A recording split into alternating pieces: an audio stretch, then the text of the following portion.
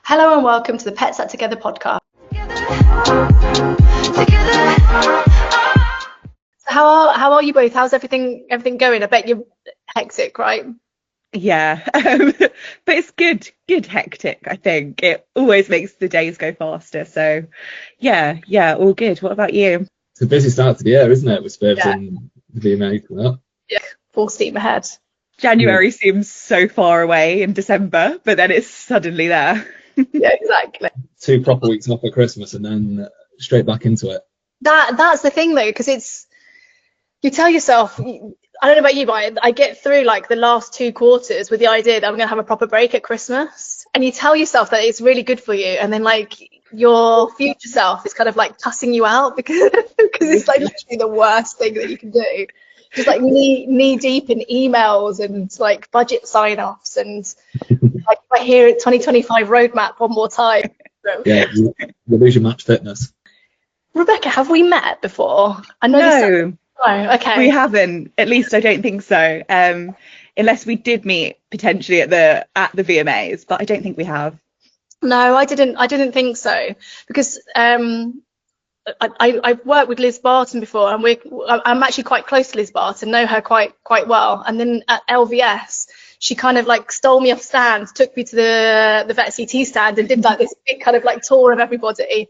And like so many faces kind of like spun by. I was thinking to myself, I hope Rebecca wasn't one of those people, because I don't remember us ever being introed before. No, so I didn't make it to LVS last year. I did go the year before, so I wouldn't have been there when Liz kind of gave you the tour. But I saw Liz had been on the podcast as well, so that was good. Yeah, we love Liz. Liz is just wonderful. And I always tell her that like my biggest disappointment in my career is that I took a job at Companion Consultancy because I thought that I'd be working with Liz, only to find out that I had taken over her role because she'd left. You're just going into the office wondering where Liz is, and then realising she's gone. That's damn. Yeah, Andy, we've met. You know, you and Justin have been involved quite a lot in a lot of the activities and stuff that Pets Up have done. So it's good to have you guys on board. How is Justin? How's everything going? Yeah, thank you very much. Very good. We've got the constant battle of wondering how many clients is the right amount of clients to take on. Do we want to take over the world, or do we want to be as involved as possible with the clients that we do work with? So yeah, it's interesting. It's always interesting working with Practice Made Perfect. And we're very lucky that we get such great access to great people, great businesses. That is consultancy life though as well, isn't it? That you're kind of I remember when I worked in consultancy, it's like you're either doing everything all in one go, or you're having like a little bit of a lull while you're waiting for like the next wave of stuff to come through. But it's a lot of plates to be spinning, because how many of you are there now? Is it there's 3 of us. We brought on lovely Fika 3 or 4 months ago, but yeah, I mean, as well as freelancers that we work with regularly, but it is such a privilege to be so close to people. But that does mean that if you want to carry on working that way, there's only a limited number of people you can give that much of yourself to. And obviously Justin is really well known in the industry and people really want to work with him, but he's just one man. Hopefully I can, the longer I work here and get involved in the business, I can help, and then Fika, and then maybe we grow, but we don't know at the moment. We're just kind of taking it as it comes and enjoying it. Yeah, a small outfit doing big things. Well, hopefully. Yeah, you are. I mean, you guys, I see you around all the time, and we work with a lot of the same clinics, and we hear like the reviews that we hear from you and from Justin, from the team generally. Always, people speak so highly of you guys. I think it's all down to the work and the effort that you guys put in, and the investment, Joe, in making sure that you're not just kind of, marketing can often get a bit of a bad rep, Joe, that we fabricate things like impressions, it's all kind of like false engagements, but you can physically see the work that you and Justin put in, and Joe, making it so the clinics can be that swan that's on the top of the lake, while the 2 of you are really kind of like peddling to do like real, true, honest marketing, which is It's so different to any role I've been in, because you know, when I've worked in marketing before, when I was at Vet Partners, for example, when I first came into the vet industry, you're essentially presented with a project, you do the project, and then it's taken away from you and it's delivered by someone else, especially as a copywriter, which is how I started. Say, write this, you write it, it's taken, people do things with it, you don't necessarily know what. Whereas now what we're doing is we're speaking to clients about what they need, we're in from the start, and then we take it all the way through to delivery. We look at whether it's worked, what can we do next, and because the relationship's ongoing, it's just such a lovely way to work. It isn't like any other role I've been in, and it does keep you so inspired. And like I say, we're lucky to work with great people. Yeah, it must feel good. So we've got, I always want to call it the VMAs, but it's not the Video Music Awards, it's the VMAAs coming up. So the Veterinary Marketing Association Awards. And both of you have been nominated. What's the category, Rebecca, that the two of you are? It's the same category that you've been nominated, isn't it? Yes, it is. So it's the New Marketing Talent Award, which is really exciting. I think kind of coming into the industry new, it was actually a really good opportunity to reflect on kind of how much you'd actually done within such a short space of time. And also, as Andy mentioned, all the kind of great people and mentors that you've kind of met along the journey as well. I know at VetCT we've got an amazing team kind of internally, and also fantastic clients that we work with, all of which have been really welcoming, given so much knowledge to kind of coming into the industry completely new. So it was really exciting to kind of complete the application, and just excited to sort of see where it goes, and for the case study as well, just to kind of expand my knowledge even more, I guess. And it's such a lovely thing as well for marketers within our community to get recognised for. Andy, are nominations still open? Can people place nominations for you guys? Are people still voting, or is that closed now? No, it's me and Rebecca head to head in the final. We've got a day on the 11th of Feb, which Rebecca just mentioned. We go and do a case study, and then we've got an interview with Mo Gannon and the panel, and then it's one of the two of us will be announced the winner at the VMAA Awards. I call it the VMA Awards as well. It's sexy, doesn't it? The VMAs, telling people that you're going. Yeah, we'll be the winner of the new. I've been telling everyone it's the Young Marketing Talent Award, and I get funny looks because I'm not really young enough to call myself young anymore, I don't think. But I'm going to keep it going. The Young Marketing Talent Award. I'm going to accidentally on purpose rebrand it. Yeah, I'm only slightly bitter. Yeah, so it's going to be like a Rocky style head to head. Is there like a death match at the end where you have to fight it out on stage? I don't know about that. We'll see. Hopefully it can be a lot friendlier than that. Be a lot more civilized. Do we know who's leading the awards this year? Do we know which celebrity they've brought in? Because they always have a great comedian, don't they, to do the award ceremony? It was funny last year. It was Tom Allen, wasn't it, who looks exactly like Justin. Yeah.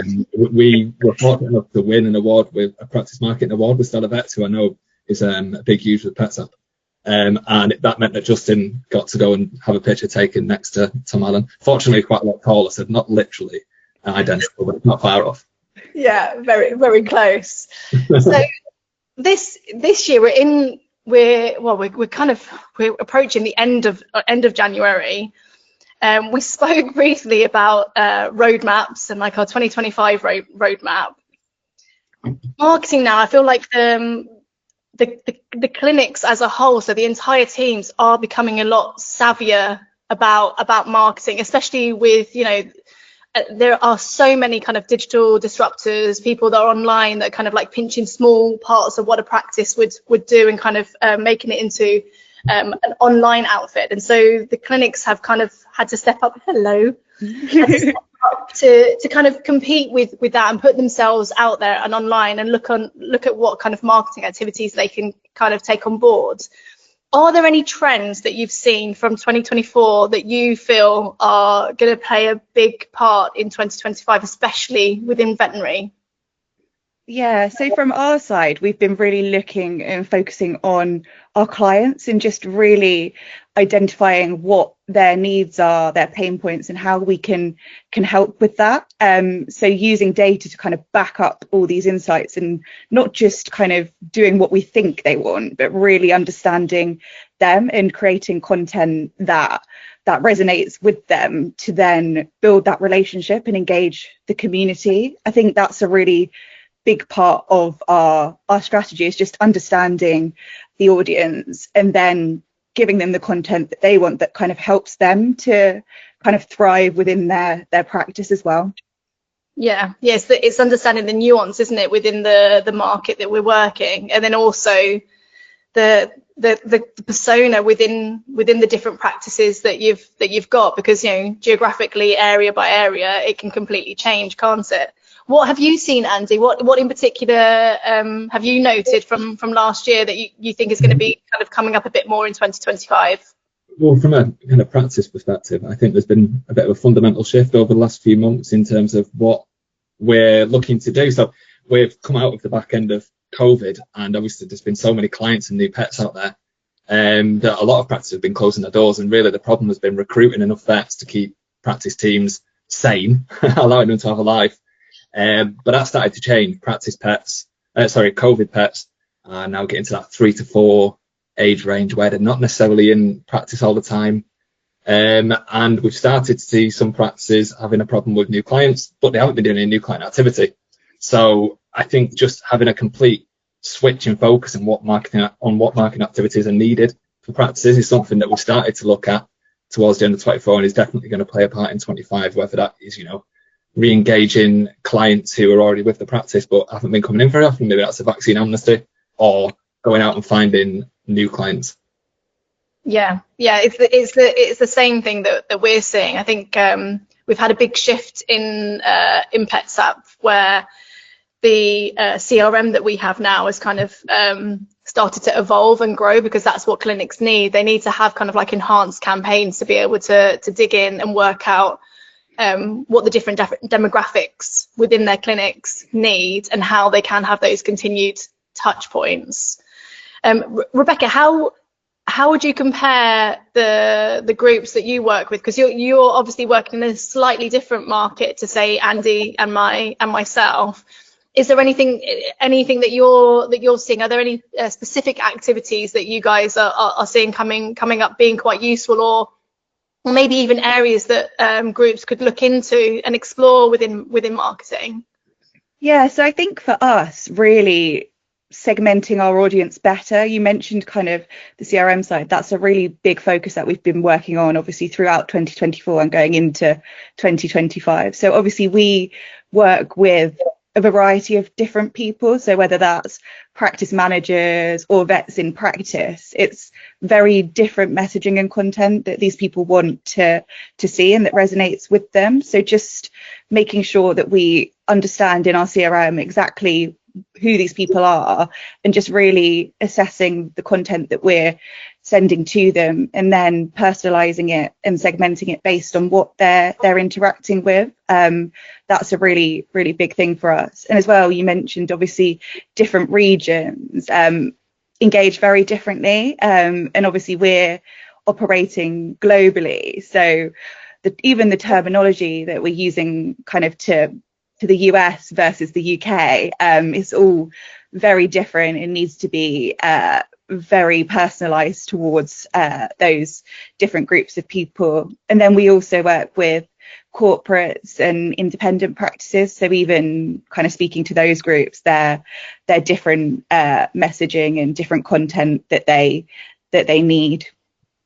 Yeah, it's so true. It's funny because the UK market, you can especially if you're living and working within it, you can network it quite easily. In the UK veterinary community, it's quite a close knit family. But then stateside, the differences, and even like the laws from state to state are so different. So there are activities and terminology that you would use for New York that you just wouldn't for California or for Florida, which you wouldn't see that shift so much in the UK. Even between kind of like London or Edinburgh, you'll see kind of more similarities than you would stateside. Andy, are there any bugbears that you have as a marketer working with clinics, or any areas that you wish that practices were a bit more savvy about, or kind of would research a bit more about? I suppose I've got a bit of a narrow viewpoint of that, because by nature, the practices that want to work with Practice Made Purrfect are already looking for a solution to marketing. So it's either because they're really savvy about marketing and they want to work with somebody who's also savvy, or they tend to be completely hands off. Listen, we don't want anything to do with marketing. We're too busy trying to run a successful veterinary practice here. We outsource all this work to you guys. So when I worked at Vet Partners, we obviously worked across a much larger group of practices, and I was a digital copywriter within the digital marketing team, and the main project that I was working on was building out websites for those practices, and my role was to write, the about us, write the content. And I didn't get loads of FaceTime with each practice in order to be able to put together the content. But what I did find is that, and this is probably true across the board, is that vets play themselves down quite a lot. They don't realise that what they do is amazing. And you'd maybe say to a practice, what do you do that makes you unique? What do you do that makes you different? And the answer would be, we don't. We're not unique. We're not special. You are. Every time you walk through that door, you're special. You're given a special service to those clients that are bonded. So maybe that would be my bugbear, that people don't realise that the job they're doing is remarkable. We were speaking to a vet the other day, and he was just kind of casually showing us the stones they got out of a Chihuahua's bladder that were 2.5 centimetres long. It's like, that's just a morning's work. I'm just doing some writing. It's insane, isn't it? Yeah, they are. They're a humble bunch, and there are so many veterinary professionals that I know within the community that their careers are so diverse, and not just like historically diverse, that they've done different things one after the other, but at the same time they're covering so many different elements.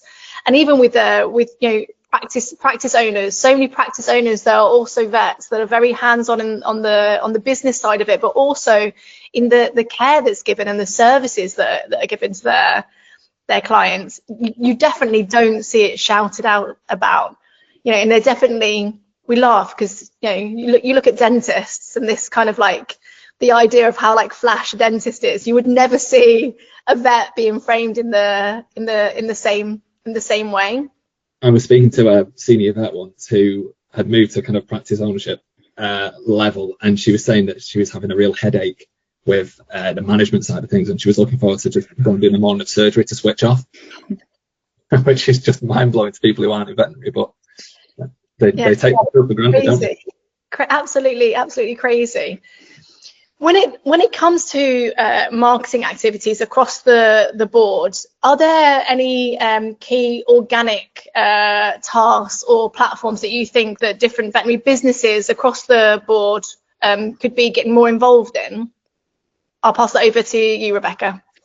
Yeah, so I think from an organic side, I think the kind of community building, and also having your team be face to face, as it were, but virtually with your clients and prospects, is the kind of perfect way to build that community. So I think obviously social media is a big one for that, because it builds up your credibility and that trust with your audience, whether that's giving advice or even just showing that human side of you and your practice or your business is really, really important. And obviously that can be done organically. Granted, it is a lot of time and also effort to kind of understand that and build that community with content that resonates with them. But even just showing up and being that support within these communities online, especially social media, is really important.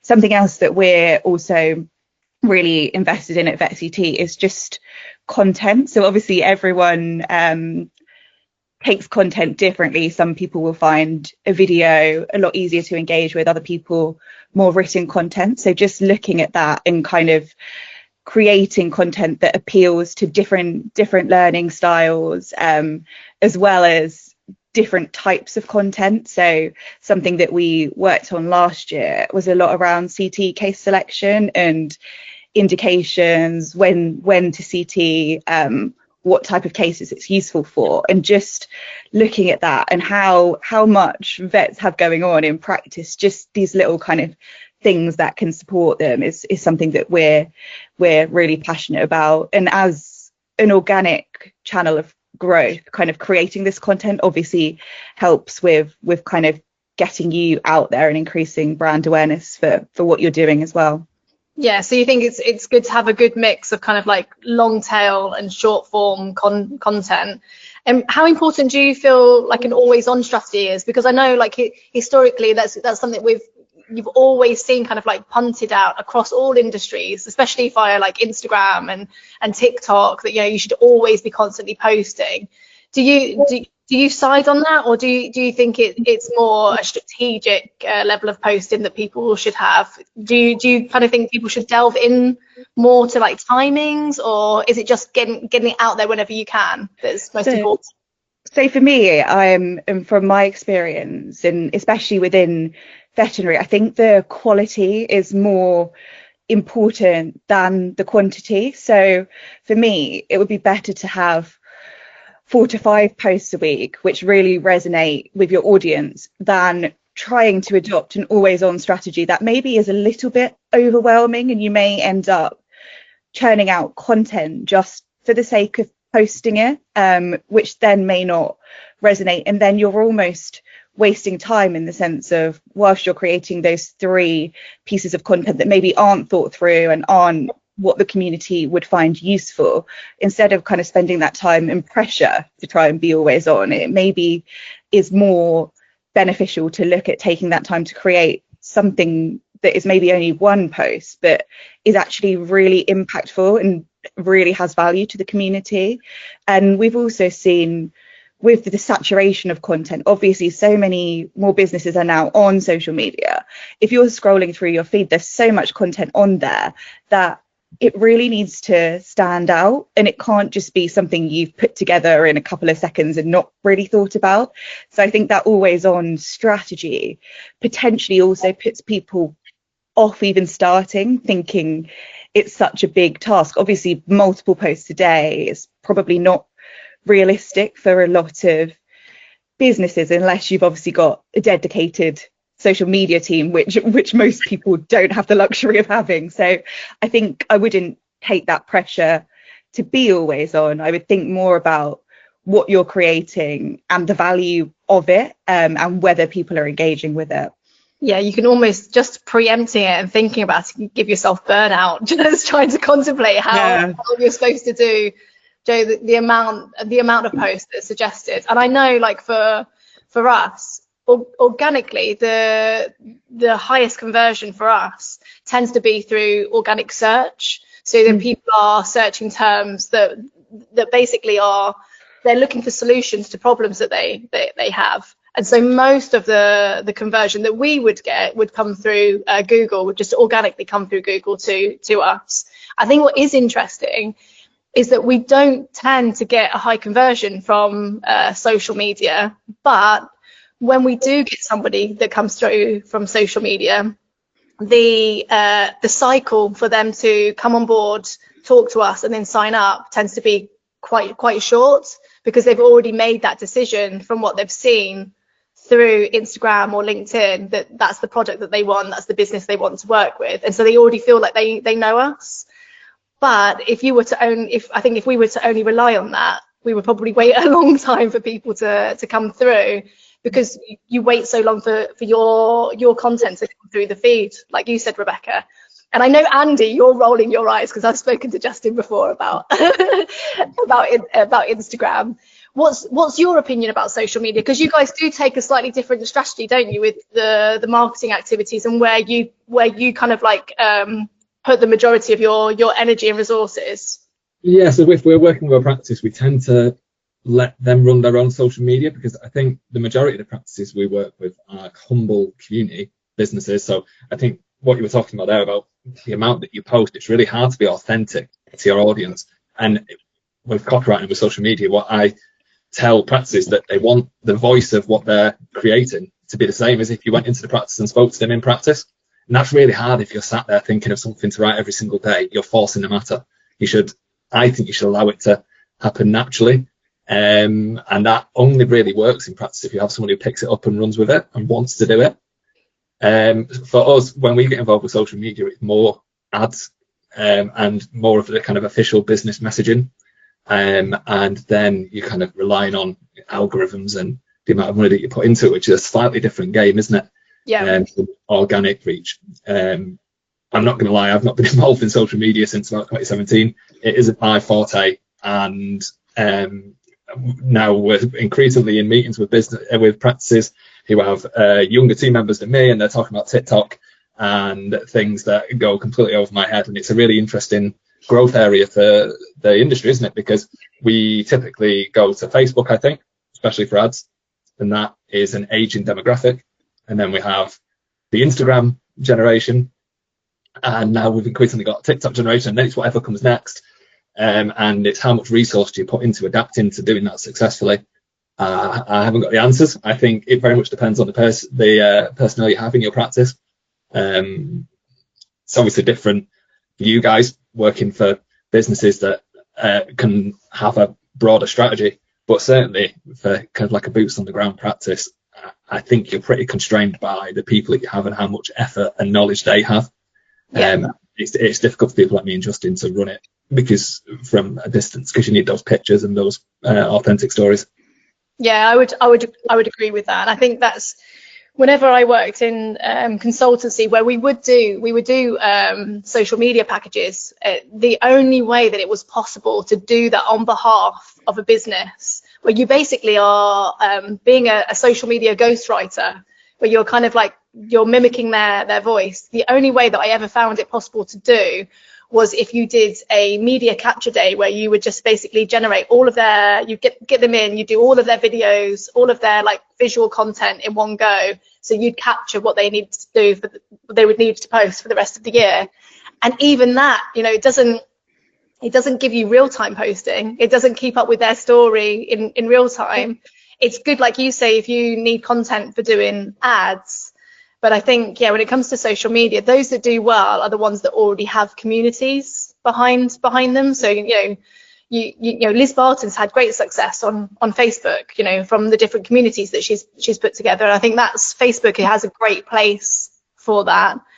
And even the same with Facebook advertising, if you've got a well-defined strategy on what you want to achieve from Facebook, you can do really, really well. But I see so many businesses and so many clinics kind of just throwing money and hoping that something will come back.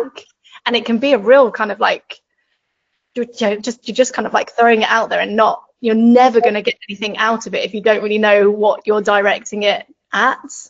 And especially with the increased ad spend generally across most platforms, it means that you're paying even more than you would have done to get your content in front of people. So then if that content is then not right, you could go through money very quickly without actually getting the message to people that it resonates with. And especially things like ads. I think that's why it's so important to have people like Practice Made Purrfect. That with ads need to be monitored constantly. I remember I put together a Google campaign, which was like perfect. It ran really beautifully, and then one of the keywords that we had suddenly got picked up in a trend for a completely different industry. So we work with terms like wellness. And then wellness, all of a sudden, I think there was a religious group that were doing something where their key terminology matched exactly to ours. And suddenly there's all this random like religious groups talking about wellness coming through. And it's like, if I just left that would have just been money kind of like burning away. And what works on Monday doesn't always work by Friday. Yeah, we've found similar, especially with the keywords, and even the ad copy will sometimes be performing really well, and then you can see a sudden drop off, which is potentially because the people are looking at those keywords have changed slightly from the people that actually were engaging with the ads. So it's constant process of adapting and changing it. And like you say, if you don't have the data, you would never actually even be aware of that, and you would just blindly think this is great, everything's running smoothly. But it's actually, when you look at the data and you realize there are improvements that can always be made, really. Yeah, true. And I saw a meme on I think it probably was Facebook, and it was talking about like what is a TikTok trend. And a TikTok trend is just basically where you take somebody else's idea and you steal it for yourself. And it's true. Like a lot of the content that you see online or on social media, you know, it's stolen music. It's stolen even kind of the premise of whatever the video content will be, whether it's a dance or it's a trend. It's something that somebody's already done before. And so it's not, you know, if you're trying to get that authentic feel and that community feel and trying to kind of express what the USP is for your business or your practice or your team, it's quite difficult to replicate that through doing some kind of like trend on TikTok, or, you know, running a random ad on Facebook just for the sake of feeling like you're doing something. And sometimes you see that from potentially people who don't really understand the trend, but they're working in marketing, so then their interpretation of it can come across not in the intended way. It almost looks like someone who doesn't really use the platform that's then trying to make content that they think fits that platform, and then you lose, like to Andy's point, you lose that sort of authenticity and naturalness from where you're posting the content that is actually natural to you, when you're trying to kind of force yourself too much potentially into that trending type of content, which maybe isn't right for your business or even natural for you to actually create as well. Yeah, a big trend that you know has exploded in the past two years, is a real kind of buzzword and hot topic at the moment, is AI in veterinary and in particular in marketing. Are either of you using AI at all in your day-to-day activities? I mean, I entered marketing as a journalist. I'm essentially a copywriter, and I'm, you know, getting more involved now that I'm with Practically Perfect, because you kind of have to. But my background is always copywriting. Can't try a video. She wants to be in the podcast. So, you know, when AI first started being a thing, when ChatGPT first came out, I was kind of like, well, this is the death knell of copywriting, and I was quite anti AI, but I've softened to it a little bit. I think there are things that AI can't do, and I'm not sure it ever will be able to do, that a copywriter can do, and that is essentially, if I'm trying to encapsulate a business's brand, that it's very hard to use AI to do that, because you need to know what to input in order to get the output, and often or a practice owner won't know what the input is, they won't know what their brand is, they won't know how they want to talk about themselves, and to get that information out, you need the human element of the experience and the ability to talk and listen and draw that information out, and then you can deliver the output. But one thing that I do find AI is very useful for at the moment is helping our clients to save time in terms of me accessing clinical knowledge. So obviously, if I'm going to write something that has a clinical spin on it, I'm not a vet. So previously, I would have to sit down and talk to the vet, get all the clinical information out, and then I would do the copywriting. Or the other thing I could do is I could waste hours of my time scrolling the internet, trying to find the right content, copy and pasting it out, and then trying to rewrite it. And now what ChatGPT does, it obviously does all of that searching for us, doesn't it? So if I want to write, say, an article on a specific clinical subject, I can ask ChatGPT to do that, run it through the vets to make sure, is this what your clinic is doing? Does it sound about right? And then I can rewrite it. So that's very useful. So I'm essentially using it in my specific role to cut down on time for vets and for me to get clinical information out, and I think that's really useful. But I think that there are definitely things still within my role that AI can't replicate. Yeah, I'd agree with that. I think the winning combination is human in the loop. So human-led AI is where you basically get like that ultimate level of ability. And I think for me, as we stretch out into different geographies and we're global, AI helps me maintain that the same level that I had when we were working with 12 countries to when we were working with 14 countries, 16 countries. I'm able to keep up. But I also see in clinic as well, there's a lot of ways that it helps across the board, whether that's clinically or through practice management. Rebecca, VetCT have actually been at the forefront of AI use, especially clinically. Where do you sit? Are you using AI from a marketing perspective?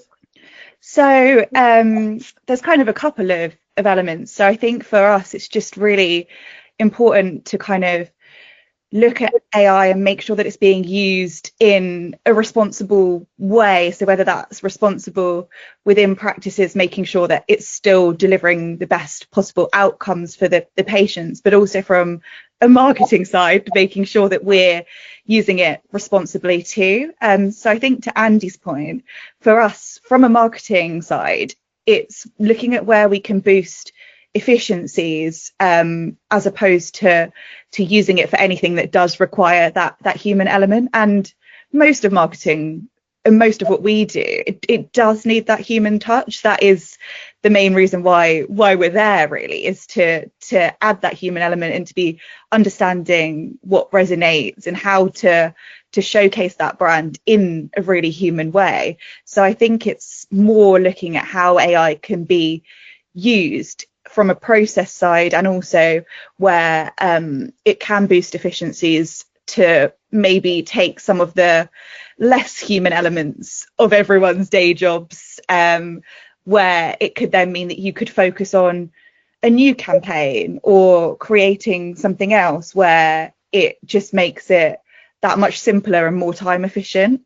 And then from a practice side, I think it's similar in that obviously a big element is that human interaction, that human touch, but then there would be processes maybe where AI could be used to just help. And obviously with everyone being so busy, just looking at where it sits there, where it can be used responsibly, but also to make everything more efficient. I think that's where we sit. Obviously it's not going to be replacing human intelligence anytime soon. It's just it could be useful from that efficiency perspective in certain elements.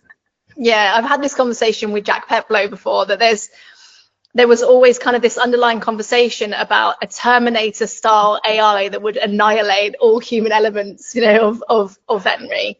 And I mean, for me, when it comes to using AI, it tends to be less for using it to generate content that would be in front of people, and more around efficiency. So like having AI scheduling, where AI can basically upload 3 months worth of content for me. So I create the content, but instead of having to go through and kind of like allocate it out, AI can generate that for me, and it can populate entire spreadsheets for me. I think elements like that, especially for, say, receptionists, who are absolute heroes in my book, because they are bogged down with so many different elements that they have to manage at one time. To be able to incorporate AI in your own schedules, or kind of like putting your rotas together, that I think is quite an interesting use of it, rather than trying to replace the human element of it, or the engagement element of what we do. And I think the thing is, it's moving so fast that things that seem a little bit unusual or out of what we understand at the moment will be commonplace in 6 months to a year, and then we'll be on to the next thing. So I certainly don't think there's any point in trying to deny AI anymore. It's here, and we need to find the best ways to reap the benefits of it, don't we? And I think once you're in that kind of positive mindset of accepting AI and looking for the ways that it can help you, then it is a really beneficial thing. Yeah, 100%. AI helped me book my tickets the other week. So I've got an event in the UK, and then we've got training in Poland, and AI worked out where for me to go to get the quickest routes and the cheapest tickets. So it's my friend. That's exactly it. It's just seeing it as a helpful tool, rather than it trying to take over the world and take everyone's jobs. Yeah, there's plenty of time for that. Let's worry about it when it happens. Yeah, another use that we have for it is obviously things like automated workflows through to client communications, which I guess is something that would be really useful for practice as well. Things like appointment reminders, or if a vaccination is due, or that kind of thing. That's where it can be really useful, and you've not got the manual effort of somebody having to note anything down as to when that pet had their last vaccination, and just having that all automated via AI. But it also takes the mental load off of trying to know all these details about everything that's going on as well. Yeah, so true. Like AI generated templates are great. You know, if you're one thing that veterinary clinics are very bad at is collecting payments. And so, you know, having AI be able to generate that for you, so that you have like a set template for sending out to collect payments. I think stuff like that is quite good, and also relieves a lot of the mental load. Do you know, on clinic staff, when you've already got so much going on, you don't really want to be sitting down and kind of working out how to ask to be paid for the services that you've already delivered. And AI can be great for stuff like that. Yeah, and it's not really AI, but it's more automation for what exactly. Through you guys often. We push Google review requesting after every consult, and the effect that it has on practice is just amazing. We track how many Google reviews they get, and then it doubles, triples monthly as soon as they turn them on. And vets are so cautious about turning this kind of automation on, because they're terrified of the 1 5-star review, the 1 0-star review they might get that never really happens. Whereas actually what they end up getting is tens and tens of lovely 5-star reviews of people saying how much they love them. Yeah. And vets aren't going to ask for those 5-star reviews in the consult room. No. Automation takes it off them and delivers real benefits.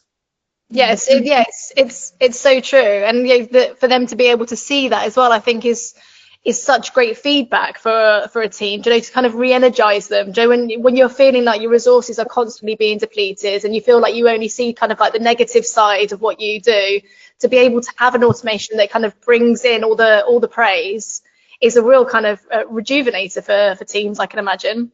And it goes, sorry. I was just going to say, it goes back to that modesty side of things, where people are doing these amazing things for people's pets who are their whole lives, and they don't necessarily realize that until potentially they see the feedback like that. So just to see that written down of how much that meant to the person must be just an amazing feeling to see. Yeah, 100%. So we're almost at time. Where can I expect to see you guys throughout 2025? Are there any key events that the two of you are going to be at? Is there, are there exciting projects that VetCT have got that they're getting ready to launch, or that stuff that Practice Made Perfect are working on? Is there anything that you want to tell us about 2025? And are there any where best is it for us to go to find both of you? So I'll be at Spivs next week, and we're in a lovely position where we have two of our clients, Stella Vets and Pennard Vets, have been category winners in the Spivs Awards. So Stella have won the leadership category, Pennard Vets have won the team development category. Fantastic. So we're going to be getting there nice and early on Thursday morning to see if either of those are going to be the overall Spivs Award winner, which will be something to celebrate. We've got 2 and 3 chance, but also don't want to try and decide which one I'd rather to win out the two of them. Just hopefully we'll be happy either way.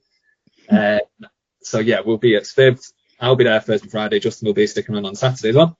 And then the VMA Awards are obviously coming up in March. So there's mine and Rebecca's category up for grabs. Also, we'll be entering a couple of our practices in the practice management, practice marketing category again as well, which is very exciting. And you, Rebecca? Yeah, so obviously the Veterinary Marketing Awards coming up, which will be exciting to kind of meet a lot more people in the veterinary community as well. But from a VetCT side, we've obviously got a lot of exciting things coming up. So something that we are working on, which I mentioned earlier, is CT case selection content. So this is going to be really valuable for vets in practice when choosing when to CT, what type of cases it's really useful for.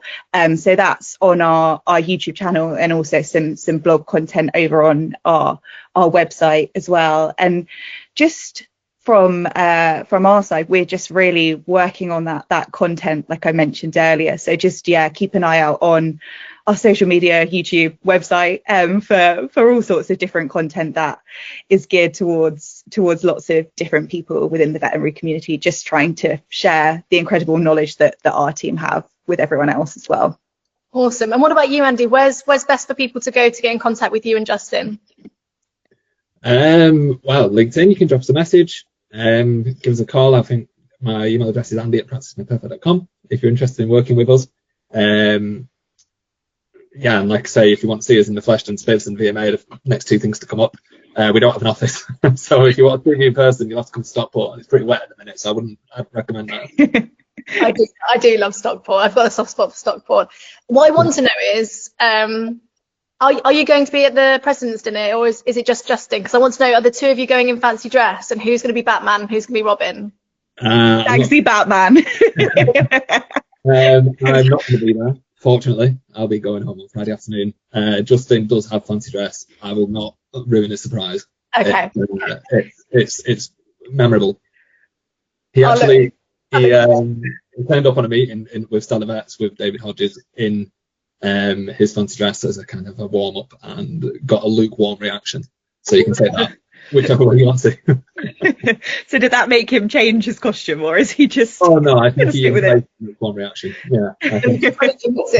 Fully committed. Okay, thank you both so much for your time. It's been great catching up with you. I am going to stay completely neutral when it comes to the VMAAs. I hope everybody puts their votes in, and I wish you both lots of luck. And I can't wait to see you both soon at Spivs, VMAs, wherever it is next that we see each other. Have a good one. Have a good first quarter. Godspeed. Thank you for having us. Go in. Thank you. It's been a great discussion. Together.